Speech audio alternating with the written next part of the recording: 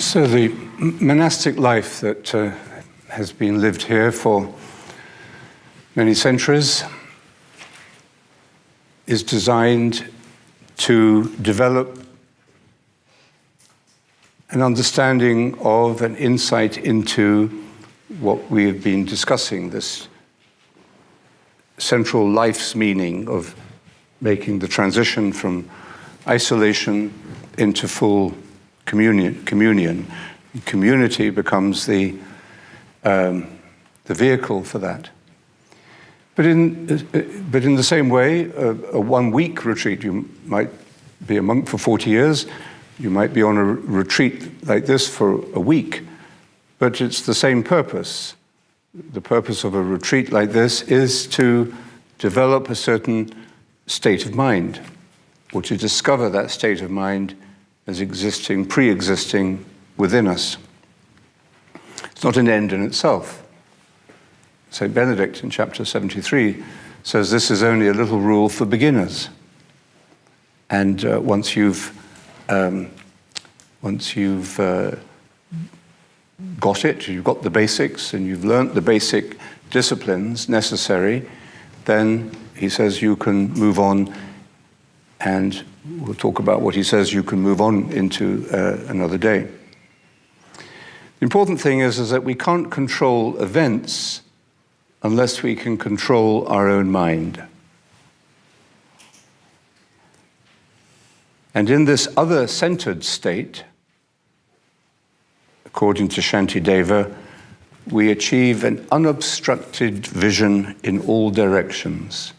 We become generous.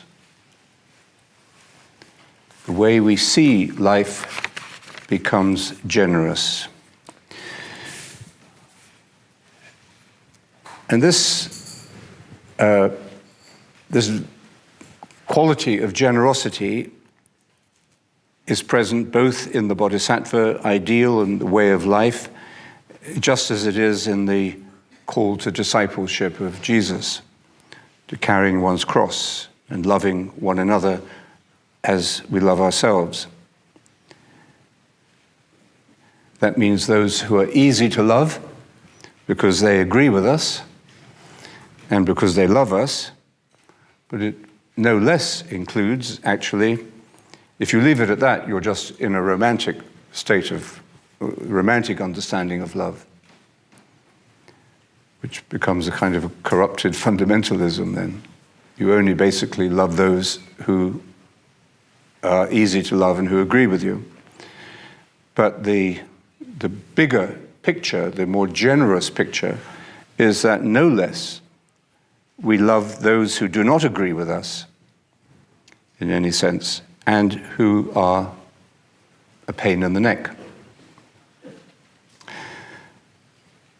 The common attribute in both these expressions of this way of life is much more than a question of rules, obeying rules, orthodoxy of belief. If you try to live the monastic life or the Christian life or live as a Buddhist just by obeying the rules, you won't get very far in terms of transformation of mind. But the common attribute in them all is this generosity. Generosity is the medicine that heals loneliness and restores us to solitude, and so to healthy relationships at all levels. In the Christian vision, this generosity is God himself. A mean-spirited, punishing, angry, exclusive God is no God at all. The word for love in the New Testament, the Greek word is agape.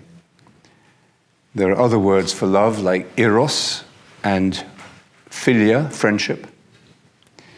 But agape is the preferred word because it expresses a boundless generosity, a love that is self-transcending and at the same time self-fulfilling.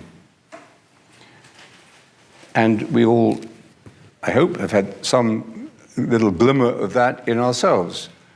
In those moments where we are generous without thinking about it, we not only transcend ourselves, but we also feel fully alive. So God is agape, and everything that exists has come out of this generosity that is God. God is not a being, but being. We exist, we come out of being. We are emerging from being. And we, and the whole of creation, if we can see it with unclouded vision, everything that exists is a witness to that generosity of creation. God saw all that he had made and saw that it was very good. It's very good. It is not instrumental. In other words, it doesn't exist just for us to use it. It is delightful in itself. It is not mean-spirited. It gives itself. And because it gives itself, you can't bargain with it, because it will always be more generous than any terms you can offer. It bears very tangible signs. The world, existence, our own life, bears very tangible signs of where we have come from this generosity. We see it in the beauty and in the truth and in the goodness of things and people. And because it is tangibly and visibly good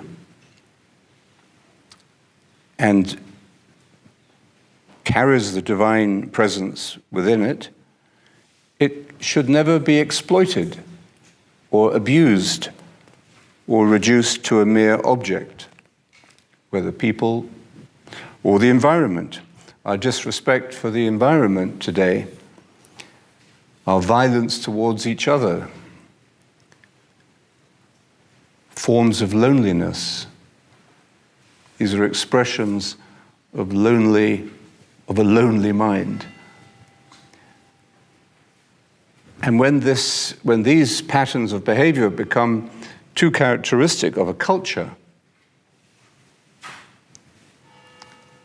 then it shows that we have forgotten where we have come from, what we belong to. And we've lost that awakening mind along with a loving heart.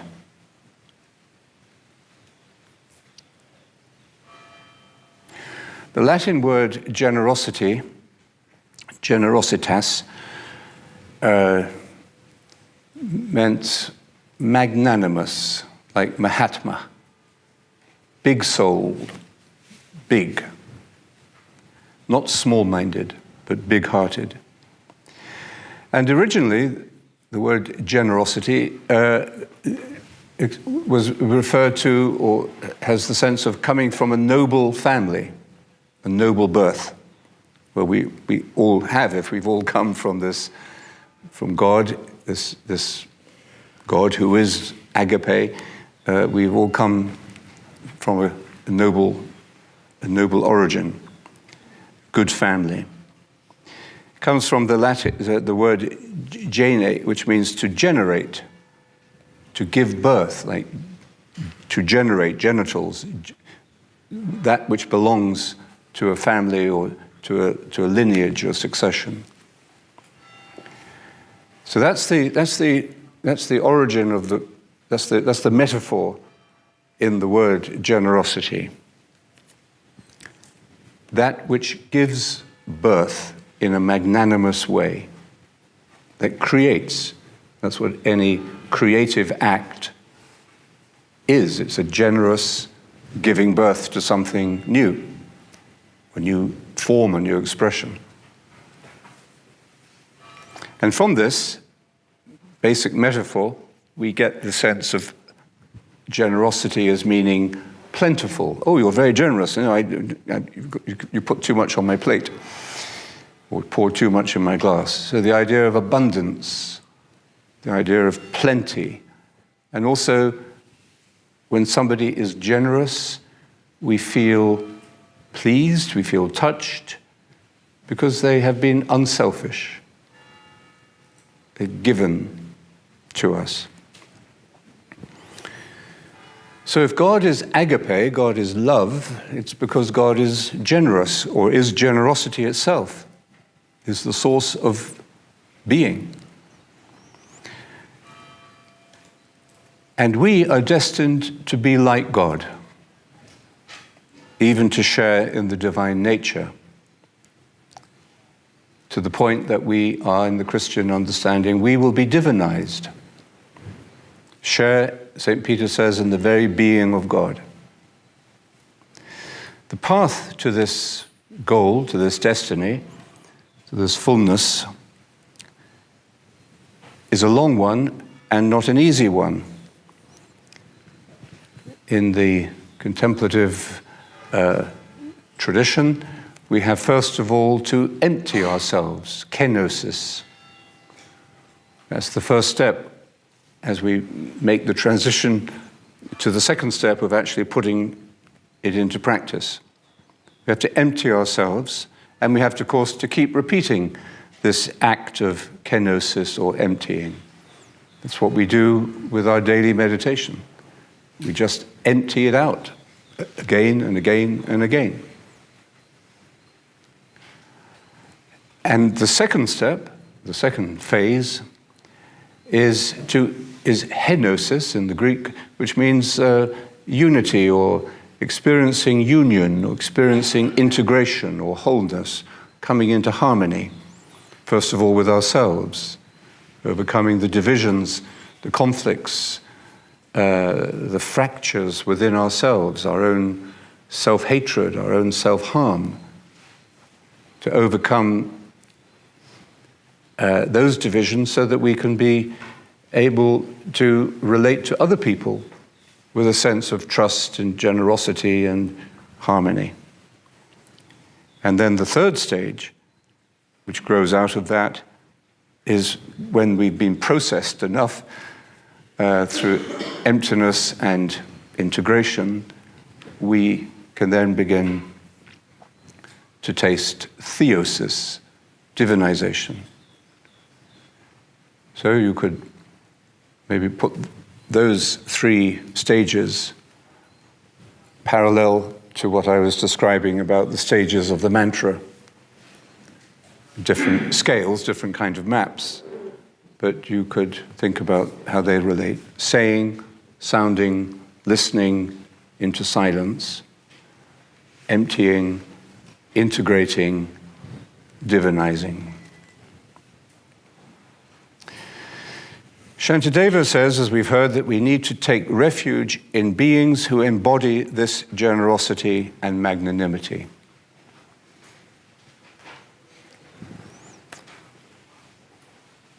Jesus says in the Sermon on the Mount that we are children of God.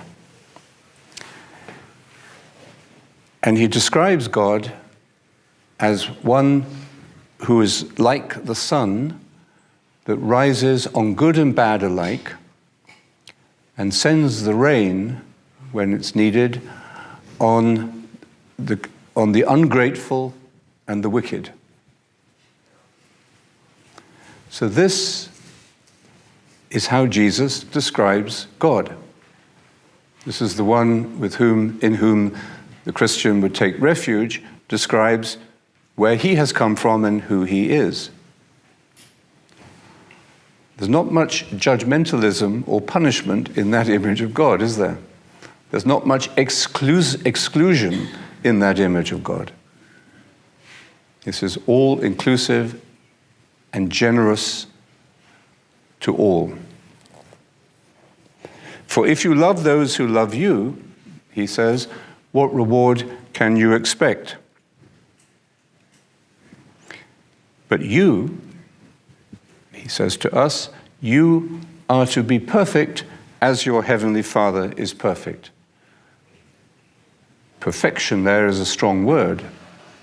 And not only a strong word, but a strong idea that we have to be as generous, as loving, as whole as God. And we say, what a beautiful vision, what a wonderful teaching. And then we say, but. We always have a but. And this but is implicit in the 8 faults or the 5, whatever they were called, the 5 obstacles that we were looking at. That's where we experience the but. We run up against our own internal blocks and problems. We run up against our own sin, which in Greek means not to break a rule, it means to miss the mark. It means to throw something, if I try to throw something out of the window but I miss and it falls on the floor, that's hamartia, that's missing the mark, sin. We're very quick to blame others when they miss, to judge others, to reject them, without seeing the plank in our own eyes.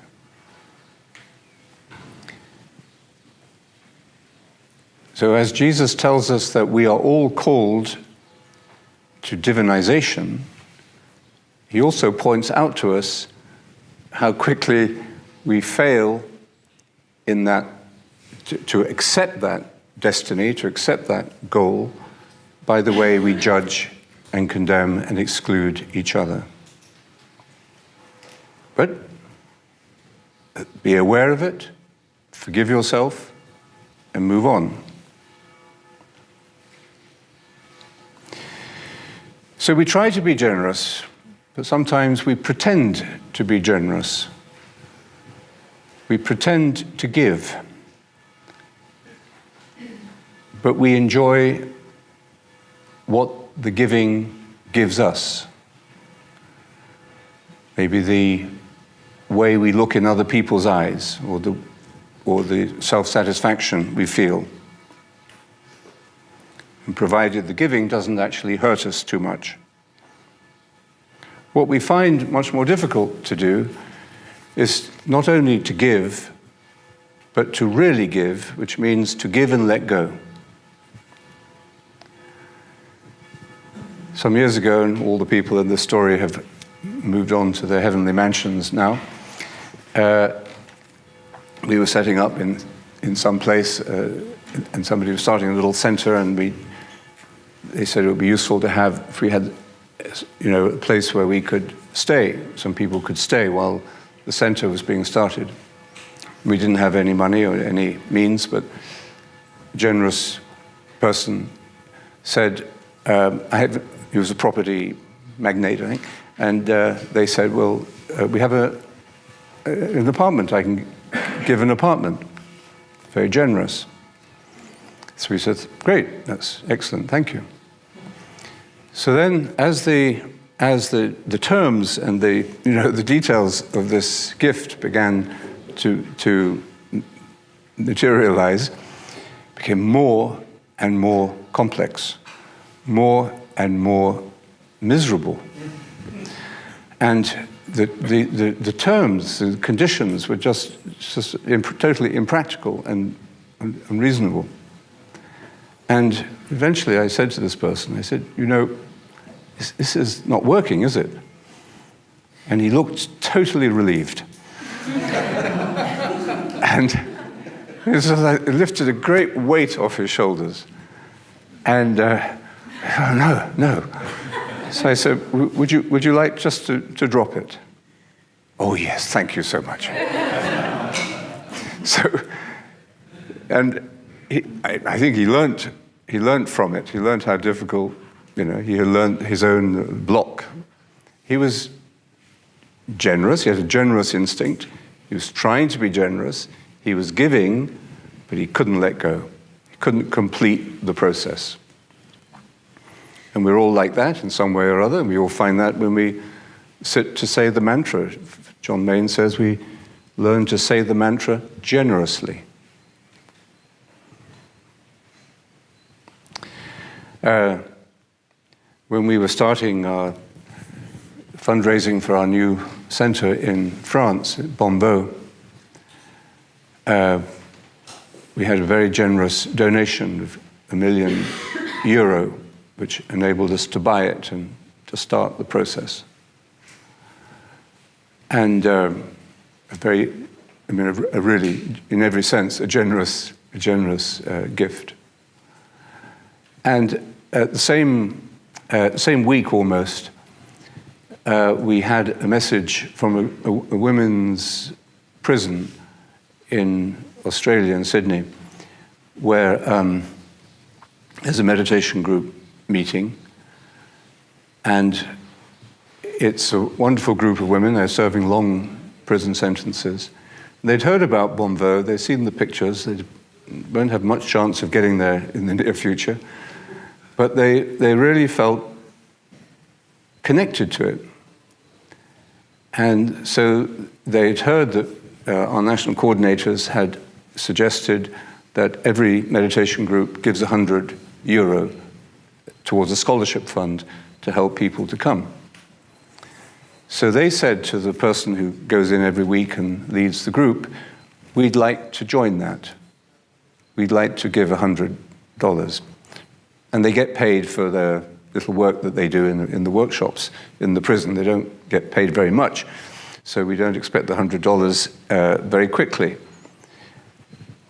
But I think you can see the spirit of generosity in the $1 million and in the offer from these prisoners of the $100 is of the same order. And that's what's expressed, that's the meaning of generosity. It's not only quantitative, it's essentially qualitative, and it's in the generosity resides in the intention, in the mental attitude with which the gift is given. This is, of course, captured in the story in the gospel. Jesus is watching at the temple, watching people put generous gifts into the collection points, and then this old widow, this old woman, poor old woman, comes in, and she puts in two mites.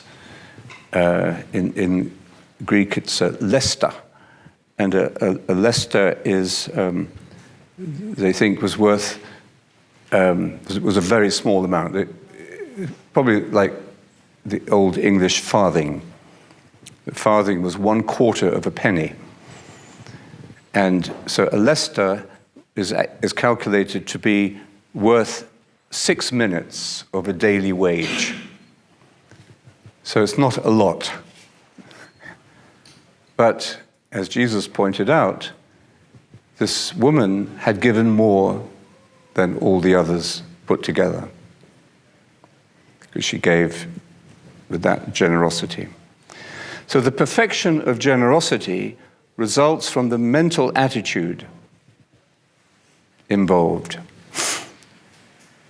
And from the bodhisattva way of life point of view, from the point of view of, well, in particular, that perfection of generosity, as he calls it, is relinquishing everything that one has to all people.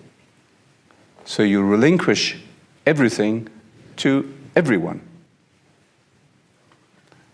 And not only everything you have, but you also give the fruit of that act of generosity. So it's everything you have to everyone who exists, and even the benefits that that act of generosity has brought you.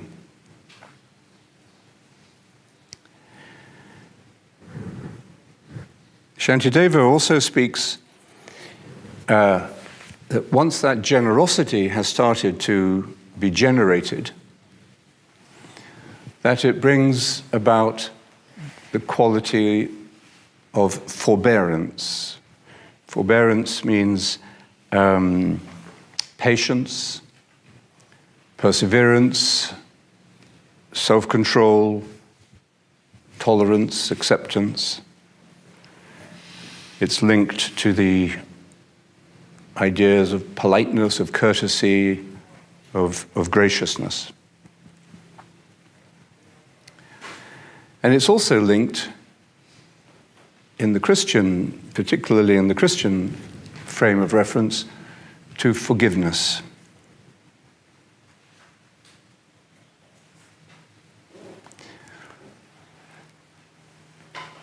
And we'll come back to this probably tomorrow or maybe at Mass tonight. But let me just end with a little story from Julian of Norwich, which you might like to reflect on this afternoon. I think it contains the essential meaning of forgiveness, which is necessary for us to understand or to have insight into if we are to make this transition from loneliness to solitude. As long as we cannot forgive, we cannot love.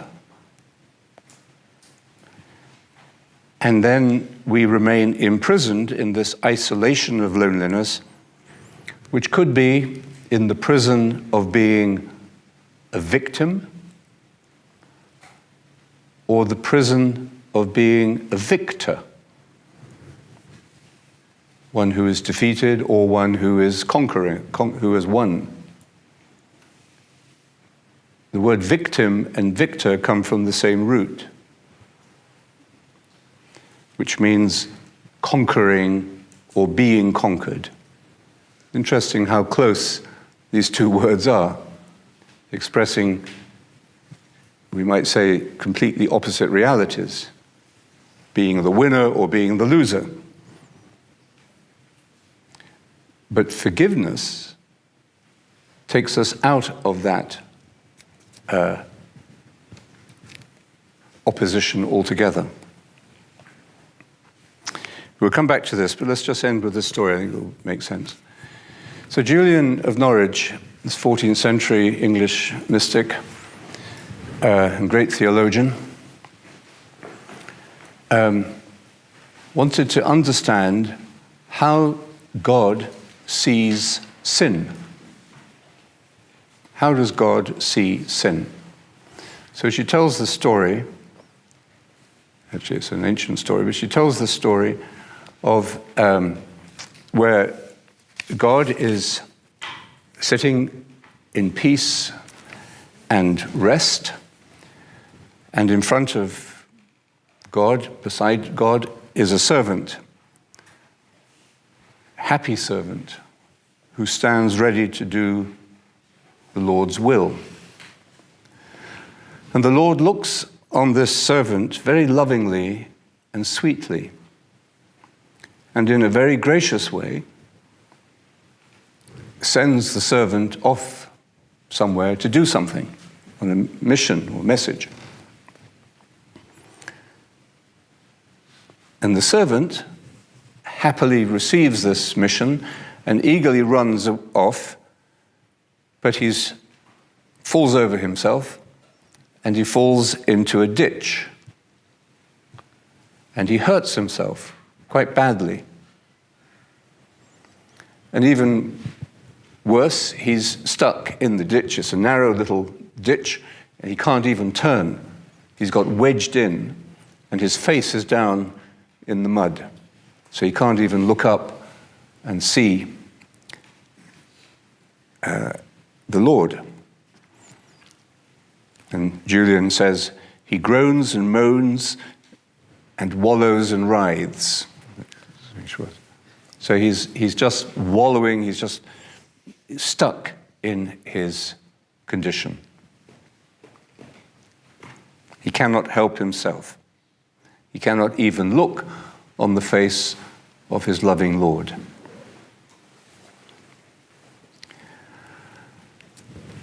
And then the Lord comes or sends someone to get this poor servant out of the ditch.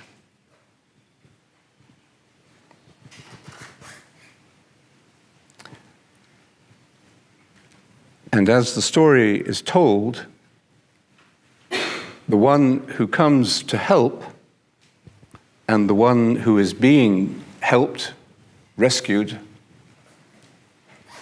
become one.